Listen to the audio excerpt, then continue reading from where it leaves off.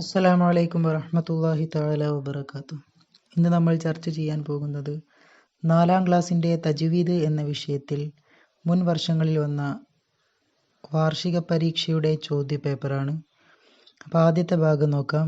യോജിച്ചവ ചേർക്കാം. അപ്പോൾ താഴെ 5ഓളം ചോദ്യങ്ങൾ തന്നിട്ടുണ്ട്. അപ്പോൾ അതിനോടൊക്കെ യോജിച്ചത് ബ്രാക്കറ്റിൽ നിന്നും എടുത്തെഴുതാനാണ്. അപ്പോൾ ആദ്യത്തേത് നോക്കാം. നിയമങ്ങൾ പാലിക്കാതെയുള്ള ഖുർആൻ പാരായണം എന്താണ്? അപ്പോൾ ബ്രാക്കറ്റിലുള്ളത് നമുക്കൊന്ന് വായിച്ചു നോക്കാം. മീമിനെ മറച്ചുമണിച്ചു ഉച്ചരിക്കണം. കുറ്റകരമാണ്. മുതമാസിലൈനി എന്ന് പറയും.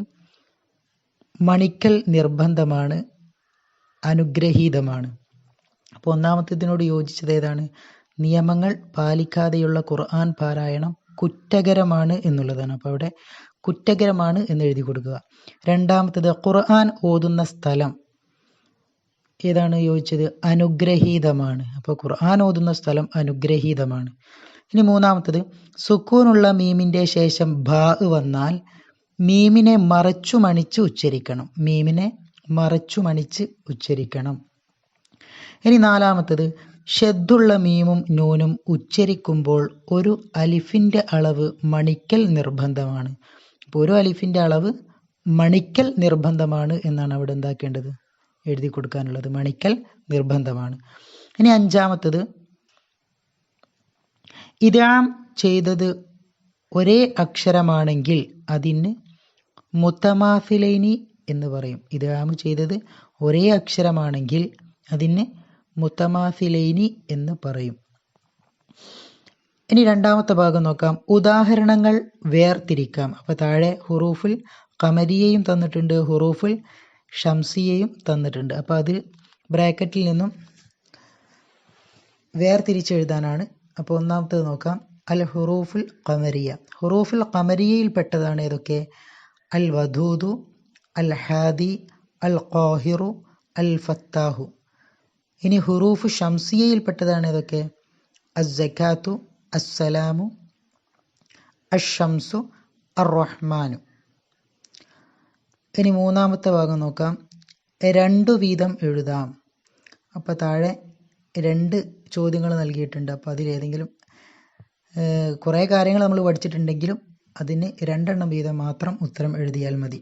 അപ്പോൾ ഒന്നാമത്തേത് റായിനെ തർക്കീക്കാക്കുന്ന സ്ഥലങ്ങൾ. അപ്പോൾ റായിനെ തർക്കീക്കാക്കുന്ന സ്ഥലങ്ങൾ ഒരുപാടുണ്ട്. ഏതൊക്കെയാണ്?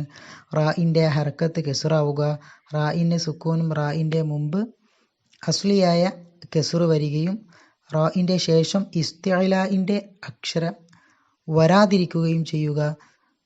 പിന്നെ സുക്കൂനുള്ള റായിൻ്റെ മുമ്പ് സുക്കൂനായ യാ വരിക, സുക്കൂനുള്ള റായിൻ്റെ മുമ്പ് യാ അല്ലാത്ത സുക്കൂനുള്ള അക്ഷരം വരികയും അതിൻ്റെ മുമ്പ് കെസുറും വരിക.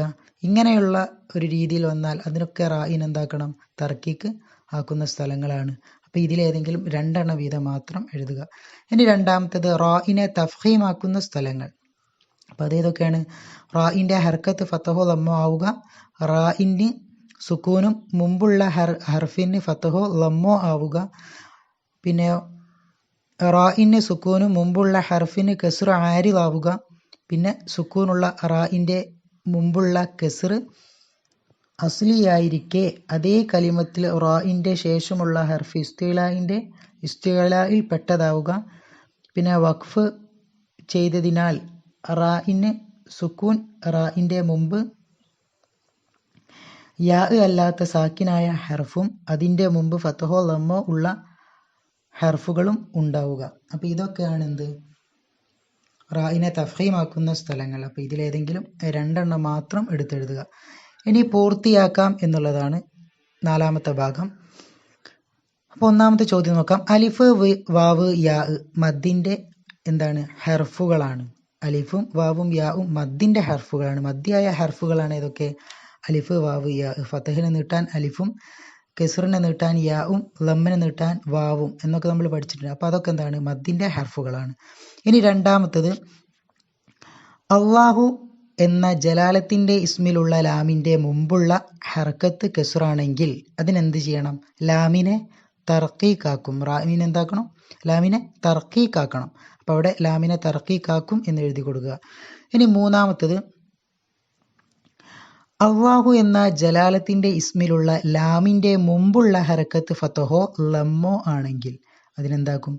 തഫ്ഹീമാക്കും. അപ്പോൾ അവിടെ തഫ്ഹീമാക്കും എന്ന് എഴുതുക. നാലാമത്തത്, ഏകാര സ്വരത്തിൽ ഉച്ചരിക്കലാണ് എന്ത്? ഇമാലത്ത് എന്നാൽ. അപ്പോൾ ഇമാലത്ത് എന്നാലാണ് എന്ത്?